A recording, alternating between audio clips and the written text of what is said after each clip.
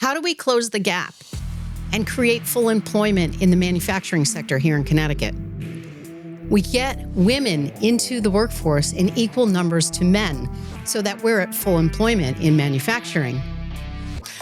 We want to thank Paul Lavoie, our Chief Manufacturing Officer of the Office of Manufacturing in our small but mighty Connecticut, for making this podcast possible. We hope that your year of listening with us and hanging out has made you excited about what's happening in manufacturing and wanting to pull more people in. Let's keep rocking it, Connecticut. And thank you to all of our guests who have made this podcast a true joy.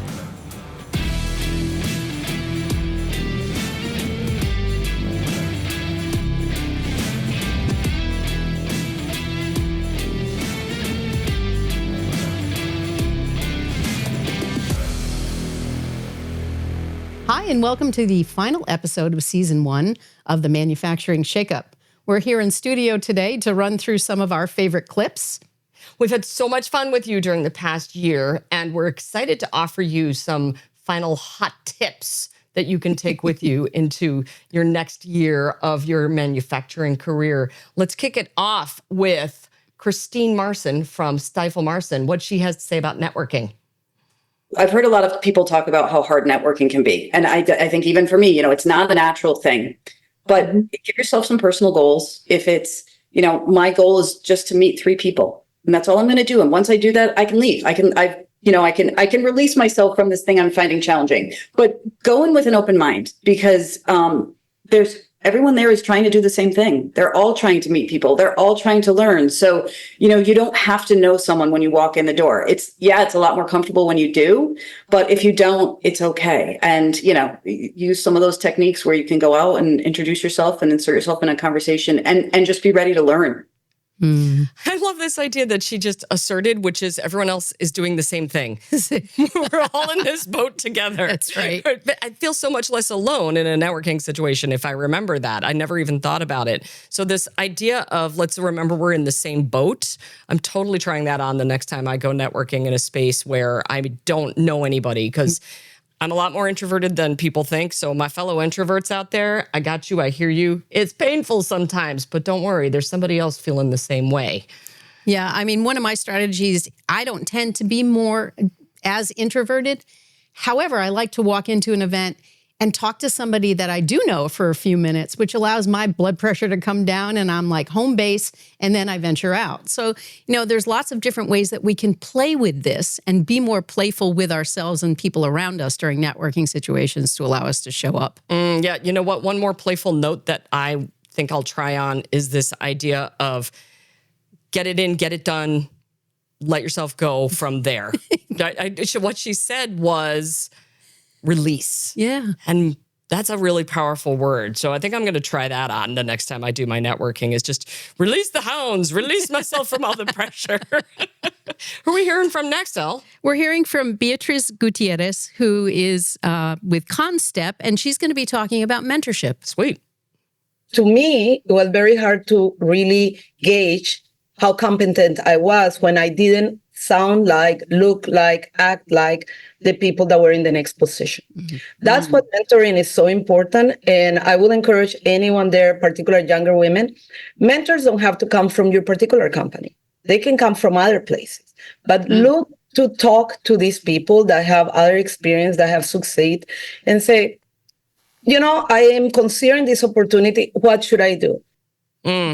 She just made me think of something we always forget, which is if we're seeing something in another person, like a possible mentor, it doesn't matter what part of our life they're from. They could be from our company.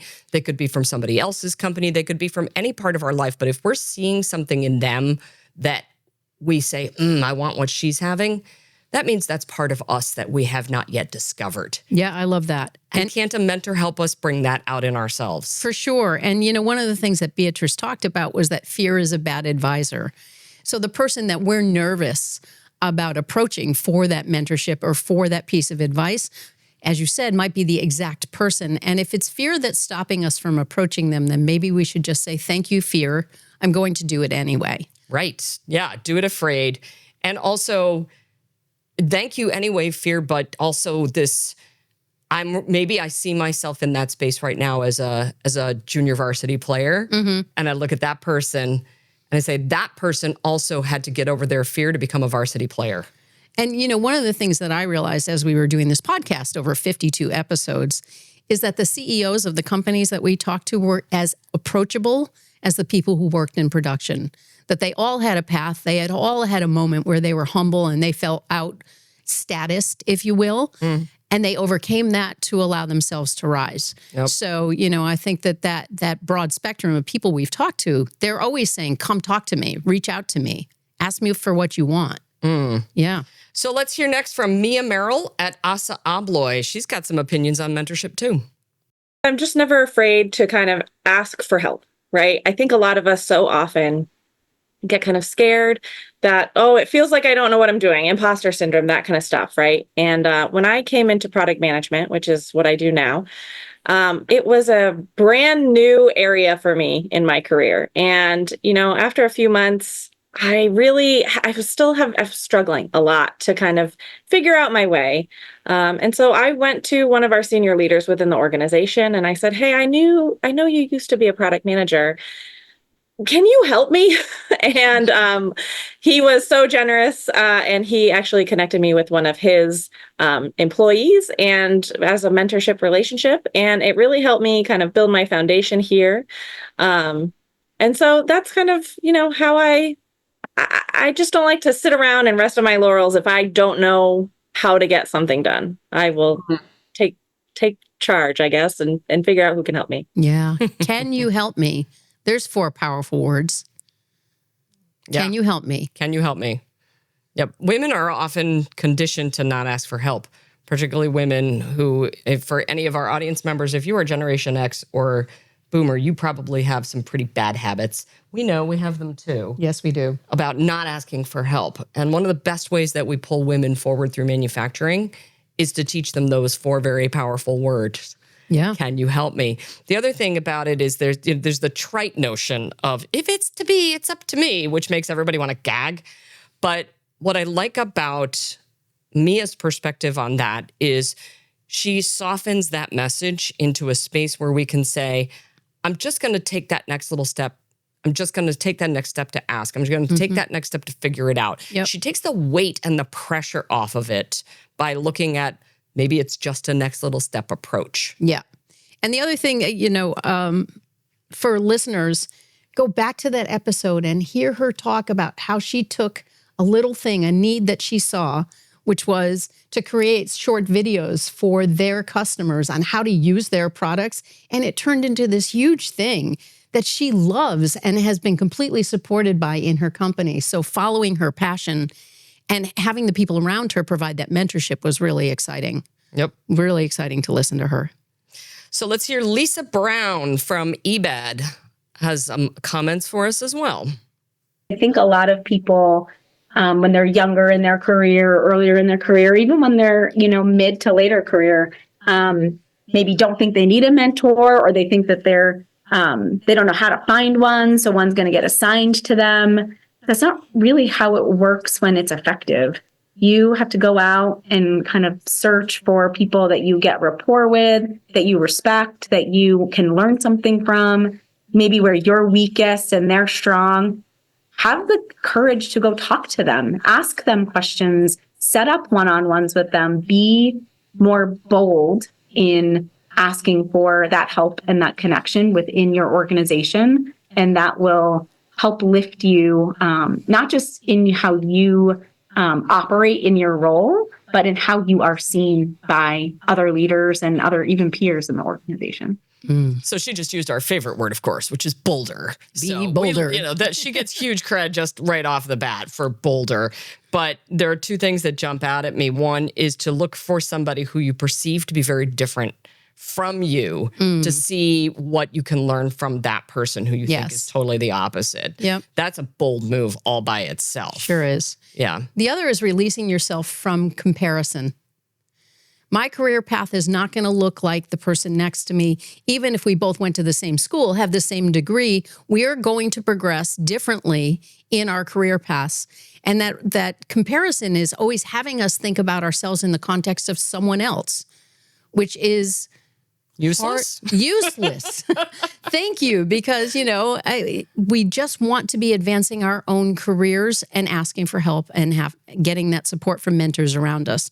And I love your thought about picking somebody who does something or is very different from you so that you can learn something new, get a different perspective. Always be asking how and why. Yeah. Who we heard from next, Elle? We are hearing from Hannah Belmont from Westminster Tool, and she's talking about the culture of their organization. Let's see that clip. Once you've hired someone, the onboarding process, can you talk about the 2 to 3 weeks that happen when somebody starts with Westminster? Yeah, so that hire for character, train for skill, that's kind of like the binding contract that we're offering to new employees that makes us a place that people want to work at. And the reality is we kind of have to hold up our end of the deal, which is you bring the core values, we have to be able to grow you from the ground up. So part of our end of that bargain is having a longer orientation process. We spend 2 to 3 weeks before they really touch any parts or machines, just getting them acclimated to our culture, learning things like emotional intelligence, mindfulness and meditation, communication skills, conflict management, continuous improvement, all dedicated to some of those soft skills that are so often, left behind when you talk about bringing on somebody new. Soft skills. So we are fond here at the Shake Up and at the Boulder Company of saying soft skills. That's so cute, because when was the last time a conflict felt soft for any of us? So, man, they are knocking it out of the park at Westminster. Yeah, instead of focusing on we can't find people, we don't have people with the skills that we need, they said, okay, we're going to stop complaining about that and hire for character and then teach people the skills they need. And it is a longer investment in the development of a person, but I'm guessing that they have a pretty high retention rate. In fact, I know Hannah told me they have people who are on a waiting list for positions within their company. So, that whole idea of how do we build culture first and expectations about how we deal with each other, how we deal with pressure, how we deal with conflict, we set people up to win, and then we teach them the skills they need. She also used a very particular word. She used the word bargain. And I think that's a critical word for manufacturers in our small but mighty state to be thinking about right now is what is the bargain I'm offering to prospective employees, especially if we're after next generation employees, if we want to be pulling, younger workers into manufacturing careers and saying, hey, let's rock this. The explicit bargain for the next generation strikes me as incredibly important. Yeah. Because they're saying, here's what we're going to do for you. They're showing potential employees, you have the opportunity to have a track where you will feel like you belong, where you're going to learn all this other stuff, this people stuff, this developmental side of you, in addition to learning how to do the cool manufacturing part. So they're presenting that as the offer, which sometimes feels like it's been lost in American manufacturing. Everybody complains about that. Oh, we've had the great American blah, blah, blah be part of the past, but they've reinvented it for the new generation. Well, they recognize that people coming into the workplace, whether they're coming through the college track or they're coming out of trade schools or they're coming straight for high school, they want an articulated career path that you've thought about, that you can say to them, and that's that bargain that you're talking about. Yeah. And if your organization doesn't have that yet, some focus on how can I better articulate the opportunities for people who are coming into the organization would be time well spent. Yep. Yeah. Let's hear from Lee Ulinskas. I'm sure I'm butchering your name, Lee. I apologize. But she's at EBM Pabst and has some thoughts on culture. We are very focused on our external customers, the people who buy our product, obviously, or else we wouldn't be here. But we also need to look at each other as customers. So my customers are all of our employees. I'm here to serve them. I'm here to create an experience for them. But if we have, customer service looking at the warehouse as each other's customers, how can we both help each other succeed? How can we both help each other get what we need? It takes the adversarial relationship out of it. It takes that blame out of it. We're all moving together towards the same goal. And just kind of trying to put yourself in that person's perspective, trying to understand what it is where the disconnect is. We're all using the same program, but we have different access and different screens. So maybe they just don't see what you see. And I think just taking a step back and asking questions. And you hear the word curiosity a lot. I was now. just going to say that. Yeah, just approaching everything with curiosity rather than, that is wrong. But at the end of the day, we're all here to help each other succeed. The company does not succeed unless we're on the same team. The company doesn't succeed unless we're all on the same team. How many times do we work with organizations where siloed behavior is completely undermining their success? I mean, they clearly have that figured out, or Lee and her team do, in terms of how they're behaving, which is the opposite of that at her company. This focus on internal and external strikes me as a great way to cultivate ownership. Yeah. So I would invite our audience to think about how might you, inside your organization, if you're a leader and you're trying to attract and you want to be building other leaders, what is the role of everybody's my customer? Every single person I encounter inside my organization is my customer. How can that inform the way we think about things as leaders and really make ownership at every possible level like a new way of thinking about things? Yeah, organize around what are our shared goals? What do we need to do more of? What do we need to do less of to get us towards those shared goals? Which is the opposite of that siloed behavior. Yep. One other thing that they're doing over there is they have a global focus. I love that. Which is such a fun word to say, global. But global really is they're a global corporation, but they are using a local focus on all of their culture building. So for any of you out there that are in that position where you may have a facility here in Connecticut, but you may also have one like our friends at Triumph. They have a facility in Indiana or Ohio, and then they have another one in New Mexico. So those are vastly different cultures, but they're still aligned around the same core values and the same team, the same work. So tailoring it is what global is about. And you could just keep saying the word global and it'll make you smile. Aye, we're going global, are we? That's right. So let's hear from Gina Greco from PTA Plastics. You're a hotshot engineer with a lot of talent and a lot of things to do. What are they doing that's helping you to say, yeah, I'm going to stay here for a while? Yeah. What are they doing? Definitely investing in training for myself and my peers. They also invested in myself to go to a trade show. I've been to a conference before. So just like showing that they care and that they are investing in me and they want to see me stay here. They want to see me grow. That's really what means a lot to me. And then we also have other programs here, like we have a young professionals group, which is really nice to connect with other people who are a little bit younger like myself. And we also have a little off branch of a women in manufacturing group. Aside from the fact that Gina is just adorable and you just want to hug her when you look at her because she's so warm and friendly, I cannot overemphasize how much the small things that she just described are big impact. Huge. I just was in a trip to Alabama last month where there was a conference for women working in manufacturing. And there were a couple hundred people there. I cannot tell you how many people I met that were saying, and these were not young people. These were people that had 30 years in industry already. And they were saying, this is the first time I've been to a conference. This is the first time I've been to a women's event. This is the first time I've been out for a whatever networking event, which was stunning to me.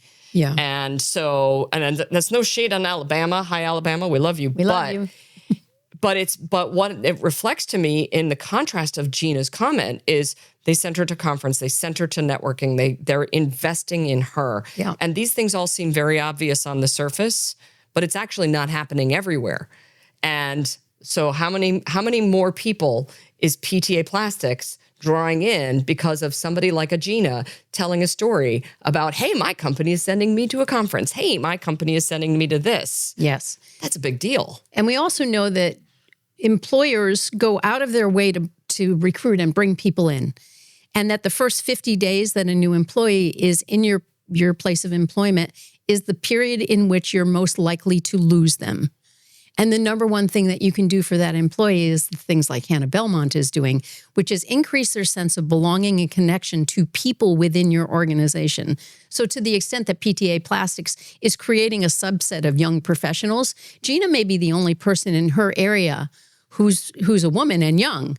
She may be completely surrounded with other people who are not like her and who she doesn't have as strong a sense of belonging, but she has a whole peer group in other parts of the company that make her understand she belongs here, which is so important because companies are big and sometimes people are the only one, which is the hardest place to be, to figure out how you can fit in. Yeah, the only one. I'm the only. We sometimes call those folks when we go out to all these large manufacturing events. Sometimes there's I'm the only person at my company who does X, or I'm the only woman, or I'm the only engineer, I'm the only fill in the blank. So pay attention to your onlys. Yes. Make them not feel like the only. Give them a place where they feel like they have a tribe. Yeah.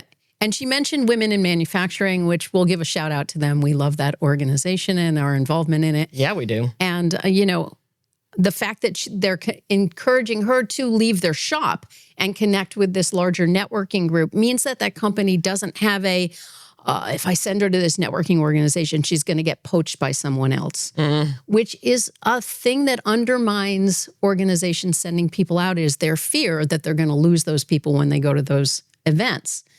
And it has just the opposite effect. It makes them more loyal to their organizations because they're given the opportunity to expand and grow and learn how to do these things. Yep. Loosen that grip. Yes, Don't let fear be the boss, as Beatrice taught us, right? Don't let fear be the advisor of how you opt into those kind of employee activities. And a perfect person to talk about that is Monica Hilgarth from Hanford Research. And she's talking about fear, actually. If you're looking at improving your environment, so you need a new piece of equipment or a new instrument, yes, there's always budget constraints. But just because someone says, no, you can't purchase this, that means, no, you can't purchase this right now. Or it means, I didn't explain to you properly why I need this. Is it going to save time? Is it going to save money? How is it going to pay for itself?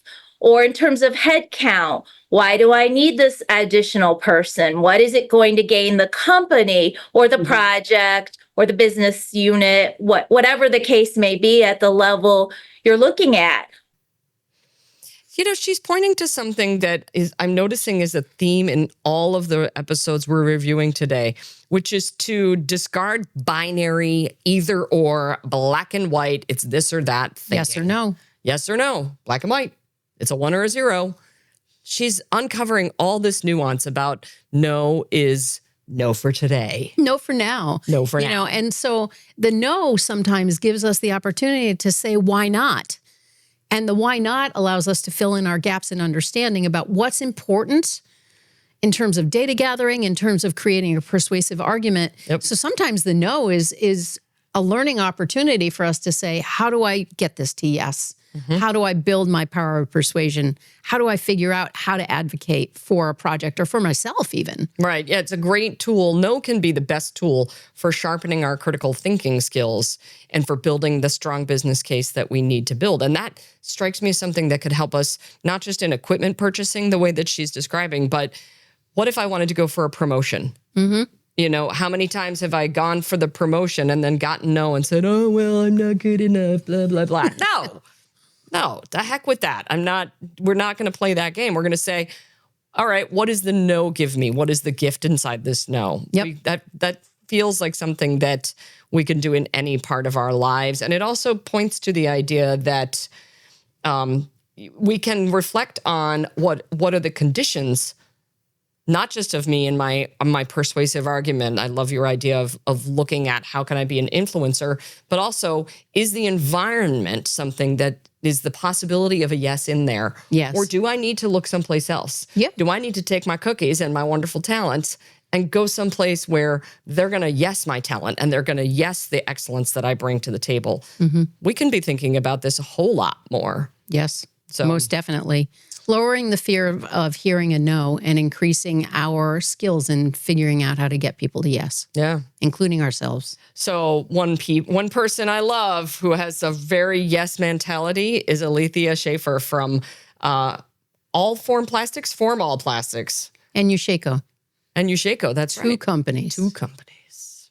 It's about also knowing when it's enough, when you've gotten to a point that you've completed the task well enough that you can move on to the next task. I think sometimes that's difficult for people to really figure out the priority and then stick with that until it's done to the point that it's good enough. Good enough. Good enough, mate. Good enough. Done is, I mean, it's so trite. Done is better than perfect, blah, blah, blah. But honestly, that is really a thing that people in general need to think about. But since this podcast was shaped for helping women who are working in manufacturing, that strikes me as one that all of us need to be keeping in mind as we work to advance this is we don't need to be doing something to death until it's perfect. Yes. Because how much does that cost us in time? How much does that cost us in mental energy that could be spent elsewhere? Yeah. And the other thing that I've noticed is our own perfectionism keeps us from delegating work to other people. Like we know how to do it right. And we have a thought process that says, if I take the time to teach somebody else to do it, that's going to take more time than it would take me to do it myself. I'm sorry, can you do that all over again? It wasn't perfect. Yeah. Right? Yeah. And so we undermine our own career trajectory by getting so bogged down and having to be perfect about everything that we don't advance our own cause. We get really good at doing a thing and then everybody expects us to do the thing and then we can't delegate it and then we can't move up in our careers. Mm-hmm. So it's always a question of, do I need to do this perfectly or do I need to do this good enough? Yep. I also think there's a merit that for those of us working directly in industry, we can actually borrow from the fact that manufacturing, we may have runs. So we have a definition of what does done actually look like. Do we know what done looks like on any given project? This is a thing I'm learning how to do with a bunch of our internal projects at Boulder Company is what is the start, what is the middle, what is the end? So in any area of your leadership, you can define what done looks like for a project, even if it's not a cycle count on a machine. So let's all try that on. I have one other thing to add that you just reminded me of, which is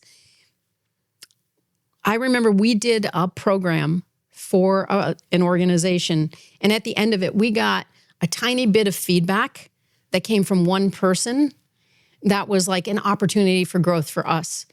And we completely zeroed in on that one thing instead of looking at the fact that there were 100 people in the room and one person had a piece of constructive feedback. And we got really wrapped around the axle by that one piece of negative what you might think was negative feedback, instead of focusing on the fact that 99% of the people that were in that room were delighted. Yep. And it's why our brain does that, and to catch ourselves noticing when we are focusing on the one thing we did wrong instead of the 99 things we did correctly. Yep, you're well enough. You're pointing to something that is going to come up with Lena Galiga from High Grade Precision. What do you do that helps you to tell the difference between when you need to jump in and help and do, like be the tasker, be in the doing role, as opposed to backing down and letting somebody else learn or try or letting the situation unfold organically? How do you tell the difference between those two things? You don't always tell the difference. And that's actually the hard part. And I think I mentioned that when we spoke before, is you learn that. Because the problem with saying yes and doing things is you end up stretching yourself out thin when you're always helping people. And sometimes you may help them before you've helped yourself. And it's learning that balance. Yes, I can help you, but I need to finish this task first. Or yes, I can help you. Could you help me finish this task so I can better help you? There's the boundary differences that sometimes don't get laid right away when you're always saying yes and you go to help someone and they always expect you to be there. Boundaries. One of my favorite words is boundaries. She's pointing right to that. And you made me think of that about this whole, are we zoning in on something negative that happened? Lena's giving us a specific way to be able to say, put a boundary on any part of your work. Yes. And so the mix of those two examples works perfectly. Where do we need to be putting boundaries in place about what do we commit to? What do we say yes to? Where do we stop ourselves from going overboard in one area or another of our lives or our work? And also, I think people who are particularly new in their career are really go-getting, right? They're saying yes to all the opportunities that come to them, A, because they're afraid that if they say no, it won't come to them again. B, because if they say no or I don't know, then they'll mess up. But the challenge is, it's kind of like going up to the buffet and putting everything on your dish and then expecting to be able to walk back to your table without spilling stuff. At some point, you just have to set the plate down and go, let me start with a smaller dish and just eat this and see what's next, right? Like giving yourself the permission to say no and the permission to say no to other people gives you the opportunity to do things well, which then reinforces your courage to say yes when something comes to you in the context of what's already going on. And we've talked to any number of people who are in the burnout stage of their career who haven't been able to say no.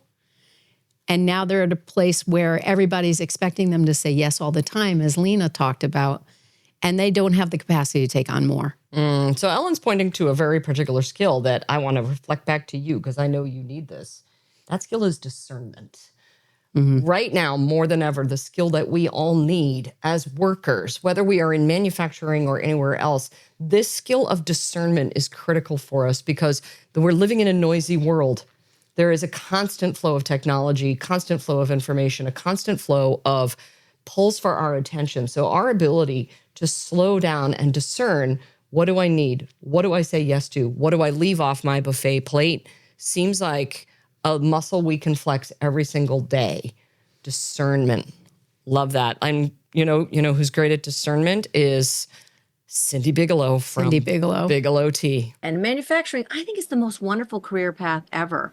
I don't think people give it enough credit. It is so fun. Like when I worked in the manufacturing arena before I had gotten this seat, I'd give anything to get back to my manufacturing arena because you have opportunity to really have impact, really make a change and get completion and then move on to something else. In this seat, I'm always pushing that boulder up the hill. And then I get to the end of the year and the boulder's back down. I got to start all over again. Are you kidding me? I want to go back to manufacturing. So I love manufacturing. It's so project oriented and it's efficiency oriented. And there's just so many great things about it. You work with amazing people. I work with the operators, the mechanics, the electronic guys. They're every one of them are phenomenal.